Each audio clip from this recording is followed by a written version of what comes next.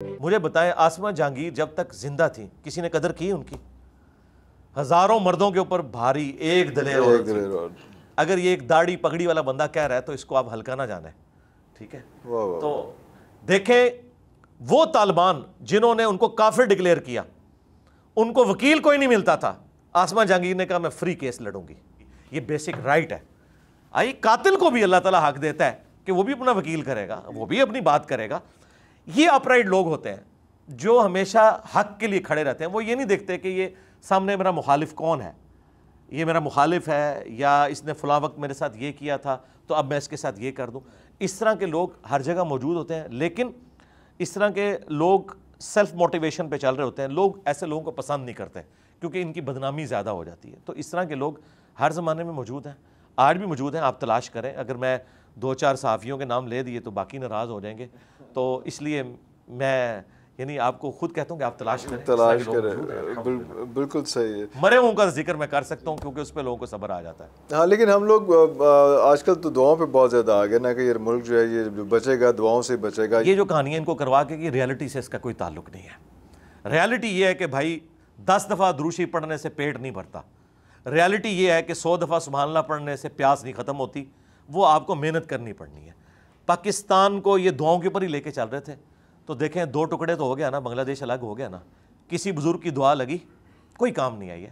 جب ہمارے کرتوت برے ہوں گے نا، دعا کوئی کچھ نہیں کرے گی۔ قرآن پاک میں اللہ تعالیٰ نے فرمایا کہ اللہ تعالیٰ کسی قوم کی حالت اس وقت تک نہیں بدلتا جب تک کہ وہ خود اپنی حالت نہ بدل لے اور اللہ تعالیٰ کی نعمتوں سے اپنے آپ کو بغاوت میں نہ لے جائے۔ اس کا وائس ورثہ بھی درست ہے کہ اللہ تعالیٰ کسی سے نعمت اس وقت تک نہیں چھینتا جب تک کہ وہ خود کوئی ایسی حرکت نہ کر لے کہ اللہ تعالیٰ اس سے وہ نعمت چھین لے۔ تو یہ اسی طریقے سے ہوتا ہے دنیا میں، اسی طریقے سے رول چلتے ہیں۔ اور میں اس پہ اکثر کہتا ہوں کہ ہمیں اس قسم کے وائزین جو ہے وہ کس طرف دھکیلتے ہیں کہ اوپر آ کے اگر برا حکمران بیٹھتا ہے وہ کہتے ہیں نہیں ہمارے کرتوت ہیں جی، بھائی قیامت دی نشانیاں نے جی، قیامت دی ساری نشانیاں پاکستان ہی پوریاں ہوئی ہیں۔ یورپ امریکہ تے کتنے چلا گیا، وہ تو اوپر چلا گیا، انہوں نے تو دنیا کو رہنے کے قابل بنا دیا ہے۔ ہم صرف مسلمان ملک ہیں، وہ اسلامی ملک بن گئے ہیں جہاں پہ دیکھیں احترام جان احترام مال، یہ 2 چیزیں ہیں، اس کے بعد تو کوئی چیز نہیں ہے نا۔ یہ یورپ امریکہ میں ہے، دیکھ لیں دنیا سکون سے زندگی گزاری۔ یہاں سے بھی جس مولوی کو خطرہ ہوتا ہے ادھر ہی جاتا ہے، ادھر جا کے یہ کہتا ہے کہ یہود و نصارہ کے ملک میں آپ نہ جائیں،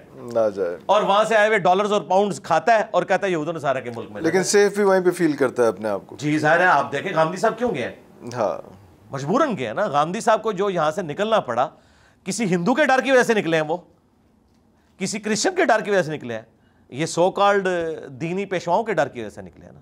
اس زمانے میں کتنے علماء تھے جنہوں نے خودکش حملوں کے خلاف فتوے دیے ہیں، ایک ایک کر کے سب کو اڑا دیا گیا، تو ان کو نکلنا پڑا۔ اس میں لیکن دعا کا ایک امپیکٹ، ایک وہ چیز وہ تو ہے ہی، اگر ہم صرف دعا کا ہاں اس کو تھوڑا سا ڈیفائن کریں گے۔ ہاں، دعا تو مومن کا ہتھیار ہے، اس میں کوئی شک نہیں ہے۔ دعا کی ترغیب اس لیے دلائی گئی ہے کہ آپ اپنے اسباب پورے رکھیں، ہاں، اس کے بعد آپ مسبب الاسباب سے بے نیاز نہ کریں اپنے آپ کو۔ ہاں، یہ دونوں چیزیں ہیں، جیسے علم اور عمل دونوں چیزیں ہیں، امر بالمعروف و نہی عن المنکر دونوں چیزیں ہیں، دین اور دنیا، فی الدنیا حسنہ بھی ہے و فی الآخرۃ حسنہ بھی ہے۔ اسی طریقے سے یہاں پر بھی اسباب بھی اختیار کرنے ہیں اور مسبب الاسباب پہ بھی نظر رکھنی ہے دعا کے ذریعے۔ دعا کبھی بھی رد نہیں جاتی، قرآن میں واضح ہے ادعونی استجب لکم، اے میرے بندو مجھ سے مانگو میں قبول کروں گا۔ جامعہ ترمذی میں حدیث ہے کہ جو شخص یہ چاہتا ہے نا کہ اللہ تعالیٰ مشکل حالات میں اس کی دعا قبول کرے، اسے چاہیے کہ جب وہ آسودہ حال ہو اس وقت بھی اللہ کو یاد رکھا کرے۔ ایک اور حدیث ہے جامعہ ترمذی میں مسند احمد میں کہ دعا کبھی رد نہیں جاتی، یا تو جو تم نے مانگا وہ مل جائے گا یا اس کے نعم البدل کے طور پر کوئی اور چیز اللہ تعالیٰ تمہیں دے دے گا یا کوئی مصیبت ٹال دے گا، اور اگر یہ بھی نہ ہوا تو آخرت میں ثواب مل جائے گا۔ یعنی دعا تو رد ہوتی نہیں ہے، لہٰذا اگر کسی کو کوئی منہ مانگی خواہش نہ بھی پوری ہوئی، وہ یہ نہ سمجھے کہ دعا ضائع گئی ہے، اللہ نے اس کی برکت سے اس کی کوئی مصیبت ٹال دی۔ اگر یہ بھی نہیں ہوا تو آخرت میں تو وہ سیف ہے۔ یہ ضروری نہیں ہے، قرآن میں آیا کہ کسی چیز میں تم شر سمجھ رہے ہوتے ہو اس میں تمہارے لیے خیر چھپا ہوتا ہے، اور کسی میں تم خیر سمجھ رہے ہوتے ہو اس میں تمہارے لیے شر چھپا ہوتا ہے۔ اللہ جانتا ہے، تم نہیں جانتے۔ ہر شخص کی زندگی میں ایسے واقعات ہیں جب وہ واقعہ ہوتا ہے انسان کہتا ہے میں تو برباد ہو گیا، لیکن 10 سال بعد اگر اس سے پوچھے وہ کہتے ہیں یار وہ نہ ہوا ہوتا تو آج میں اس عروج پہ نہ آیا ہوتا۔ ہر مشکل کے بعد آسانی ہے، ان مع العسر یسرا، ان مع العسر یسرا۔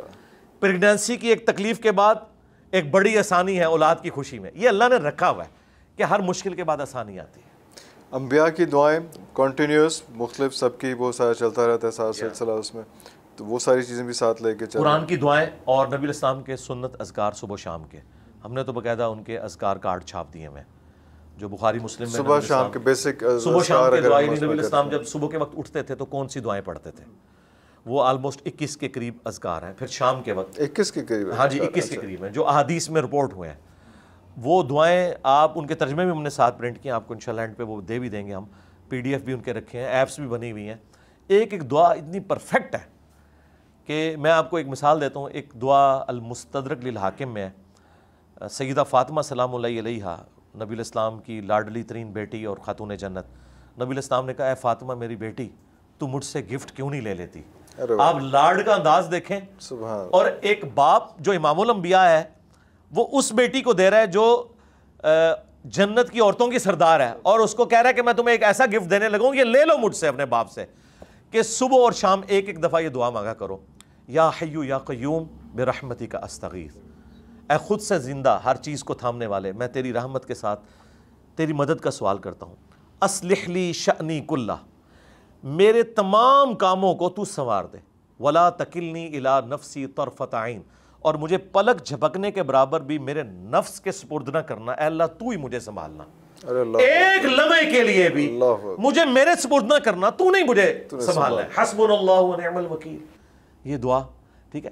اس طریقے سے یہ دعائیں لا الہ الا انت سبحانک انی کنت من الظالمین, یہ ایک ایک دعا اتنی بھاری دعا ہے کہ دیکھیں یہ جو آیت کریمہ کے بارے میں قرآن میں آیا ہے کہ اگر یونس یہ دعا نہ مانگتے تو پھر مچھلی کے پیٹ سے اس دن نکالے جاتے ہیں جس دن مردے قبروں سے نکالے جائیں گے.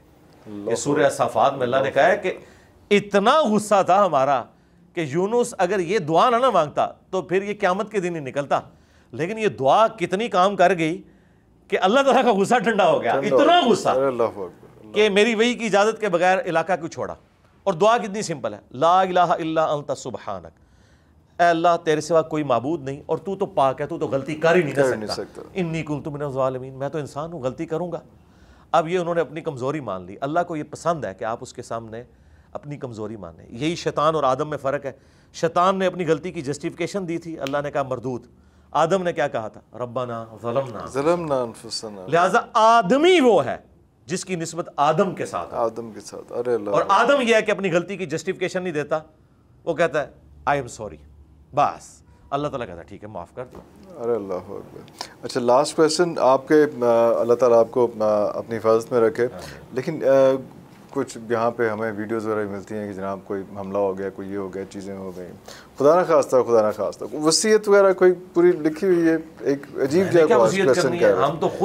ہم تو اس شخصیت کی وصیت کو ہی آگے پہنچا رہے ہیں کہ جن کا ہم نے کلمہ پڑھا ہے. ہماری وصیت یہی ہے کہ نبی الاسلام نے فرمایا اپنے بعد 2 چیزیں چھوڑ کے جا رہا ہوں, اللہ کی کتاب اور اس کے نبی کی سنت. اور نبی الاسلام نے فرمایا کہ میرے بعد قرآن کو پکڑ لینا اور میرے اہل بیت کے ساتھ اس نے سلوک کرنا. یہی وہ وصیت ہے جو نبی الاسلام نے ہمیں کی تھی, اور ہم یہی وصیت آگے بھی کر رہے ہیں. ہم کیا لوگوں کو سکھا رہے ہیں؟ قرآن و سنت سکھا رہے ہیں, اہل بیت کی محبت سکھا رہے ہیں.